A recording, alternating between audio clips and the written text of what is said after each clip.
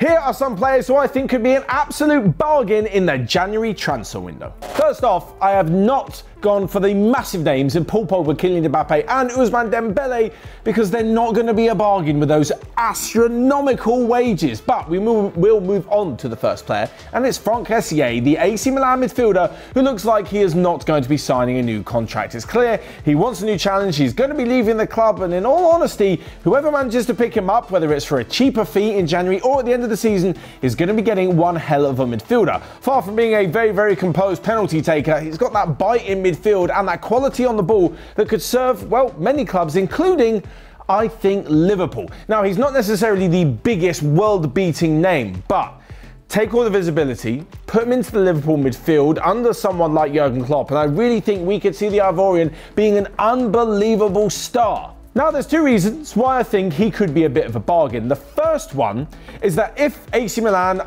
unfortunately accept that Kessie is going to leave, is not going to sign a new contract, they don't want to face another summer where another top quality midfielder leaves the club with a free transfer. It happened last summer as Hakan Çalhanoğlu went to rivals Inter Milan. It's probably not going to be as bad this season with Kessie joining Inter Milan, but him leaving another year in a row doesn't exactly spell that people are in it for the long run when it comes to AC Milan. The second reason is that he's on 130k a week. Now, yes, of course this is quite a bit of money, but a 25-year-old who's got his best years ahead of him and potentially even some sell-on value after a few good years for 130k a week isn't actually the worst offer.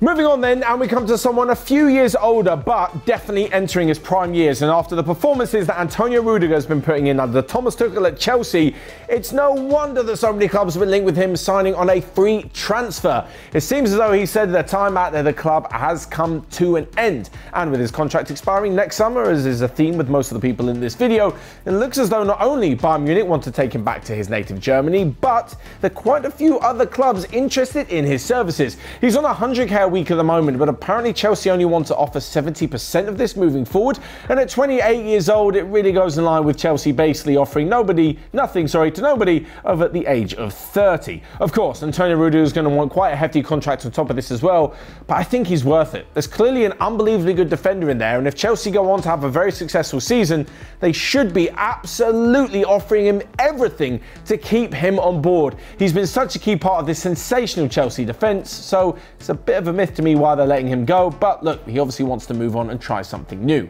Following on from this, we've got Denis Zakaria, the midfielder playing at Borussia Monchengladbach, who, as of the end of November, has said that he will not be signing a new deal with the club. He signed back in 2017 for 12 million euros and has been one of Adi Hütter's best performers this season.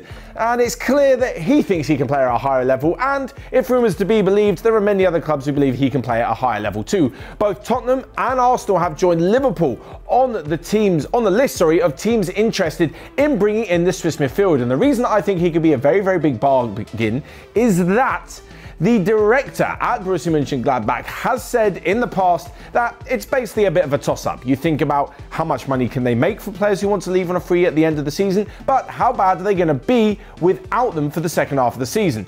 He's saying basically, on top of this, that there could be a deal. There is a deal to be done. They will have to listen. They would be stupid not to. And I think during the pandemic and all the financial difficulties that it's brought to many different clubs, Bundesliga teams are often ones that have felt this the most because there isn't the most ridiculous amount of money. Certainly not compared to the top end of La Liga or Liga, and obviously the Premier League as well. At the moment, he's valued at around 27 million euros. So if you assume someone running out of contract wouldn't get full value, you're looking at bringing in a top quality midfielder with his best years ahead of him for less than 25 million euros. Not bad at all.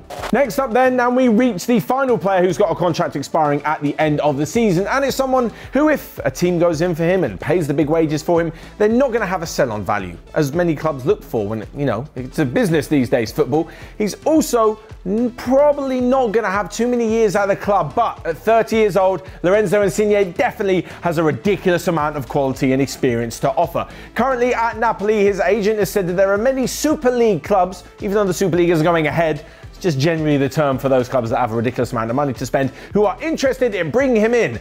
However, the same report also said that Barcelona are interested, and when it comes to big finances, that is definitely not their game in recent times. Anyway, Insigne, we all know what he's about. You've seen it for Napoli over the years, you've seen it for Italy as well. Such unbelievable skill from a variety of positions, but especially as a winger. And when you look at how many teams are playing across the continent at the minute, especially those 3-4-3 systems, having an inside forward in that pocket of inside left, probably cutting into his right foot, he's going to be brilliant no matter who he signs for. It's not so old that you're going to have to worry about easing him into the matches or anything like that. He's definitely got the skill and still got the legs to go ahead and be a fantastic signing for whoever is able to pick him up. The one thing I will say about signing Insigne is that maybe he's not going to be leaving any time in January, but if a team wants to go ahead and sign a pre-contract, I think that might happen. After all his years at Napoli, he seems like the kind of guy who's willing to give a full season to the club and not leave them hanging halfway through the campaign. Finally then, the last one on this list, we go from someone very experienced in Lorenzo Insigne, who's going to be on a free transfer at the end of the season, to a kid who's got his whole career ahead of him, and I think he's going to be a bargain for the following reasons. Right. Karim Adeyemi is on fire for Salzburg. We all know this. He's been brilliant in the Champions League, brilliant in the Austrian Bundesliga. So much so that Bayern Munich are interested in bringing him in. And apparently Liverpool are also looking at him and have been told they'll need to pay between 30 and 40 million euros. So I know what you're saying, Matt, hold on, this is a bargain list. 40 million euros, bargain? Let me explain. He is so young that he has so many years ahead of him where pretty much anything can happen. One of basically three things. First off, you pay 40 million for him and he goes on to be a great signing, scores loads of goals and everyone absolutely loves him. That's good news.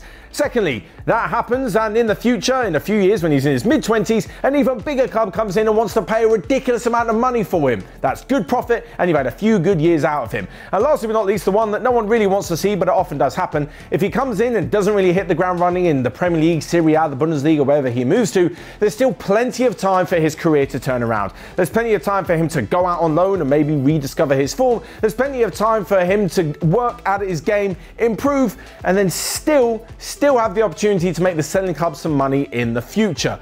It looks as though, I know I mentioned 30 to 40 million, that's still going to be a very good bargain. And as we've seen before with the likes of Erling Haaland, should the right amount of money come in, Salzburg will get rid of them. So there you have my bargains for the January transfer window. Whether it's signing a pre-contract for a player who's going to run out in the summer or just making a good offer to sign them in the winter, there are definitely some deals to be done in January, so make sure you keep an eye out. But for now, leave your thoughts in the comment section down below. Smash the like button, and until next time, I will see you guys later.